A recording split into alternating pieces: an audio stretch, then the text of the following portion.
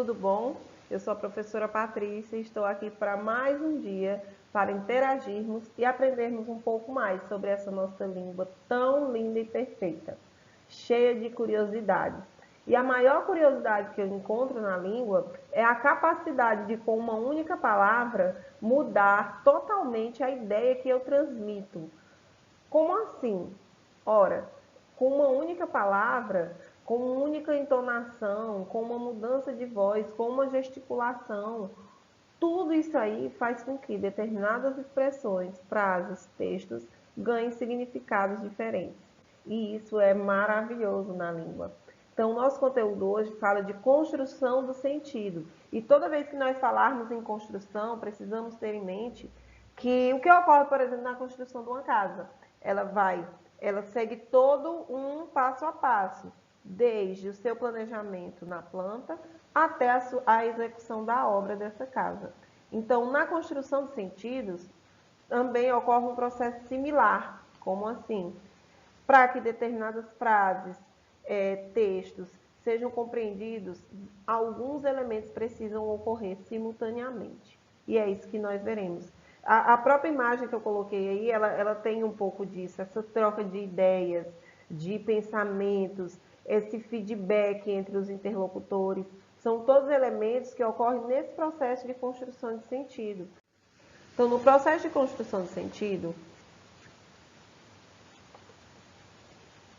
é preciso ter em mente que a comunicação é um processo interativo, ou seja, ela precisa de alguns elementos ocorrendo simultaneamente para que esse sentido seja construído. Esses elementos, nós vamos destacar aqui 3 deles, que são os interlocutores, sendo que os interlocutores são os agentes comunicativos, aquele que emite e aquele que recebe, aquele que fala, aquele que ouve, aquele que escreve, aquele que lê, aquele que gesticula, aquele que vê a gesticulação. Então, são só exemplos.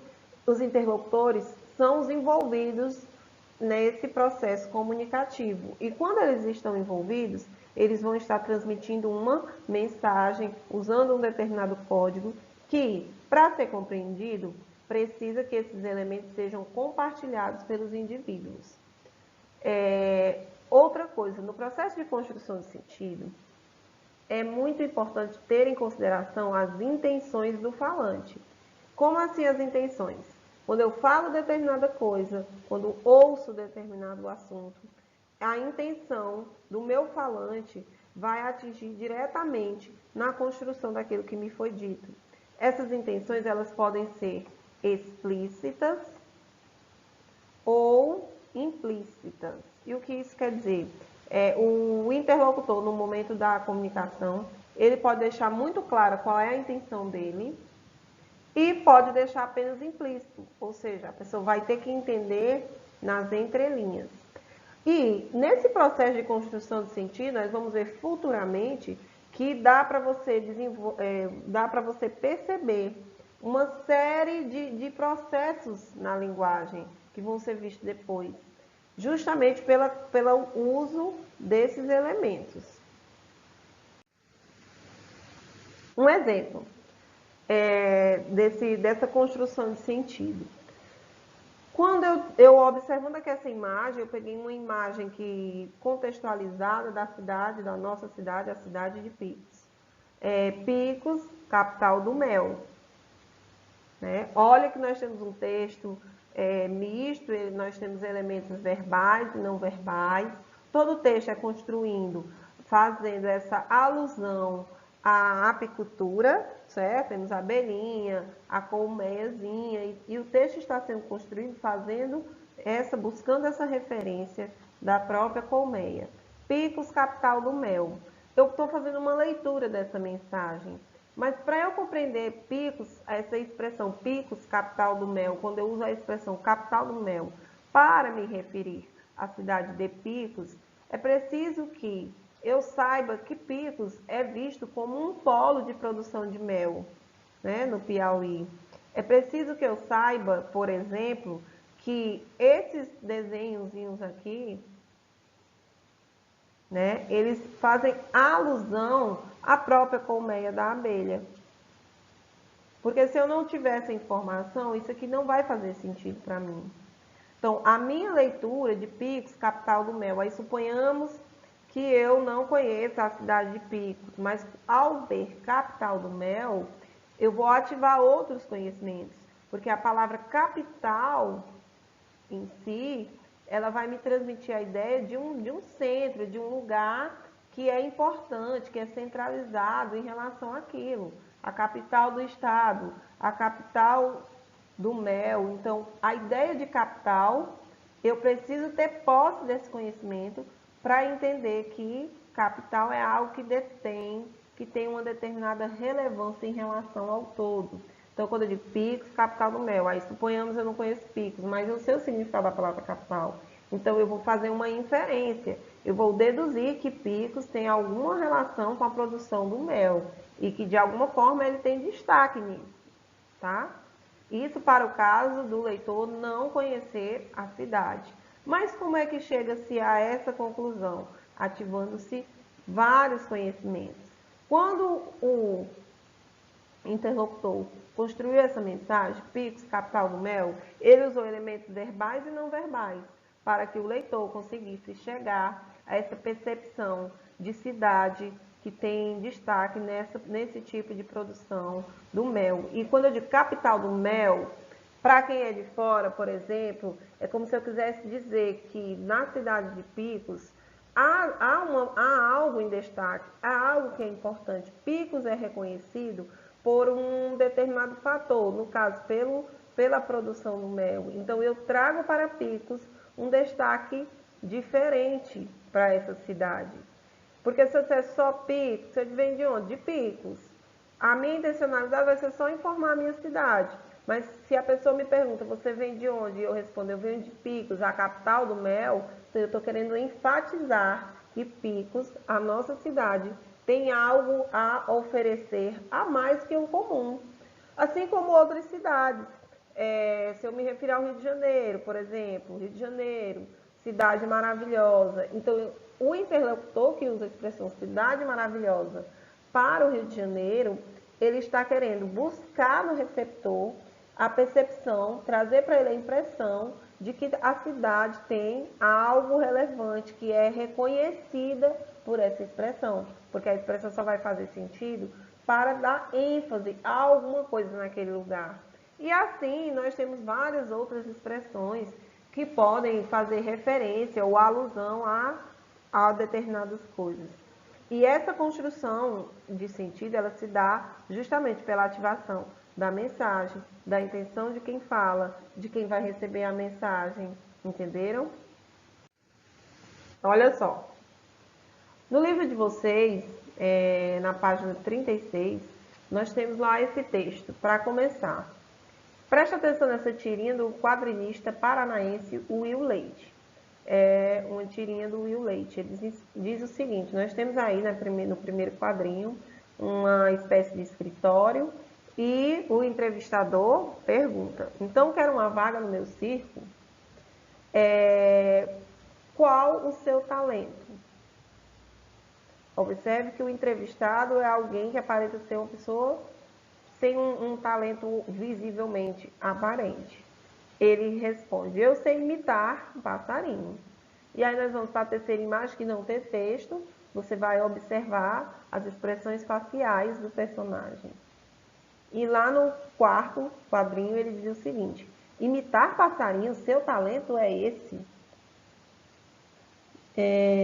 Se manda daqui e me deixe trabalhar em paz.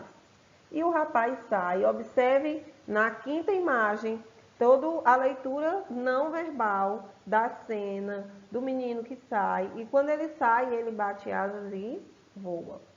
Toda essa compreensão ela é feita porque você, neste caso, este gênero buscou apoio tanto na imagem quanto no texto. Então, no momento da interação dos personagens, nós precisamos analisar como ocorrem todos os elementos. Então, naquela tirinha, aliás, tudo o que é dito, nós entendemos como um enunciado. O enunciado, então, vai ser tudo o que é dito em uma situação comunicativa. Porém, só os enunciados seriam suficientes para nós fazermos uma leitura completa daquele texto? Não, né? Nós vimos que as imagens, que as expressões dos personagens, tudo aquilo contribui para a construção daquilo que nós estamos compreendendo e interpretando nesse texto. Então, numa situação de interação, não conta apenas os enunciados, ou seja, não conta apenas o que foi dito. É muito importante também observar os elementos não ditos. Todos os elementos não ditos também influenciam nessa construção de sentido. As características dos interlocutores vão nos ajudar a fazer essa leitura. A postura, a forma como eles se colocam, a situação de fala. Então, observando essas características dos interlocutores, a saber, o lugar social. Nós temos naquela tirinha um entrevistador e um entrevistado. O entrevistador, o dono do circo, o entrevistado está em busca de um emprego. Então, isso aí já nos traz uma carga de elementos que vão nos ajudar na construção do sentido da tirinha. O outro elemento é o objetivo. Um está lá entrevistando porque vai tentar encontrar um funcionário e o outro está apresentando-se enquanto candidato para aquela vaga. Então, eles têm objetivos distintos. E o modo como ocorre a comunicação também. Você observa que o entrevistador é mais carrancudo, está mais fechado. No momento em que ele diz que imita um passarinho, ele chega até a ironizar.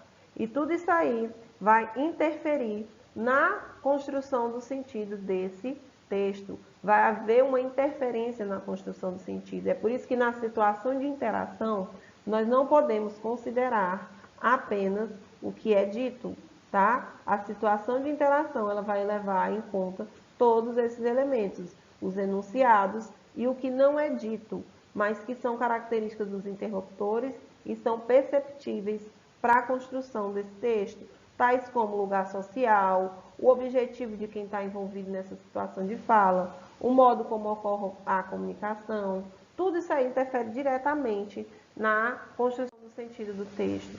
E toda essa situação de interação com todos esses elementos que nós vimos, eles constroem o que nós conhecemos por discurso, tá? Então, o discurso vai ser todo enunciado, o discurso inclui os enunciados e todos os elementos envolvidos na sua produção. Tudo isso aí constrói o que nós chamamos de discurso. Então, o discurso está além do dito, ele abarca, ele abrange todos os elementos que vêm para complementar a ideia a ser transmitida, certo? Aqui nós temos um outro texto, esses textos constam no livro de vocês, e eu não estou aqui aprofundando nas questões, vocês vão fazer essas questões depois. É só para nós podermos analisar como se dá esse processo. Observem que aqui nós temos um meme, uma espécie de uma obra egípcia, né? Faz referência lá às grandes catatumbas, às grandes tumbas dos faraós. Gente, quase não aparece o nome faraós aqui, deu uma fugida legal. As tumbas dos faraós que eram muito suntuosas. E muitos filmes trazem essa temática e ele usa até uma frase típica de outro texto aí, do Enigma da Esfinge, quando ele diz, decifra-me ou devoro-te.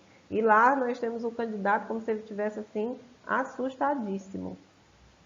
Observe que para a construção do sentido desse texto, nós ativamos vários conhecimentos. Então, aqui, primeiro eu vou abrir aqui um parênteses para dizer que é um meme. O meme é um gênero textual hoje bastante comum, que todos vocês acredito que já viram, entre outros fatores. Ele reaproveita uma imagem já conhecida para a criação de novas imagens. E nesse uso, nós acabamos ativando um outro elemento da língua chamado intertextualidade. Então, para eu construir todo o meu entendimento nessa frase, eu acabo recorrendo a um elemento chamado intertextualidade, que é justamente o quê?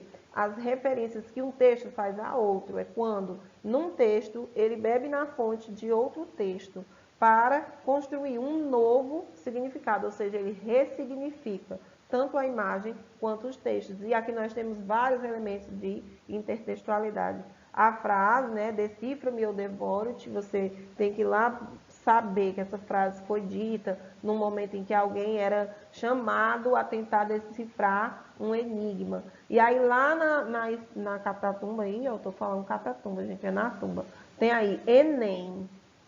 E aí ganhou uma nova significação esse meme, né? E o menino lá todo assustado, como se o Enem para esse menino fosse um enigma. Eu não vou falar muito para não dar a resposta para vocês tentarem responder em casa. Então, a intertextualidade é esse processo em que se bebe em outras fontes para ressignificar ele num novo texto. E o meme, ele tem muito essa característica, certo? Então, que tal analisarmos como se dá a construção dos sentidos nos textos sugeridos em seu livro didático? O professor da sala vai conduzi-lo na hora de responder essas atividades e corrigi-las. Eu espero que vocês observem todos esses detalhes para poder construir e entender todas as questões que são propostas a vocês. Então, até o nosso próximo encontro. Tchau!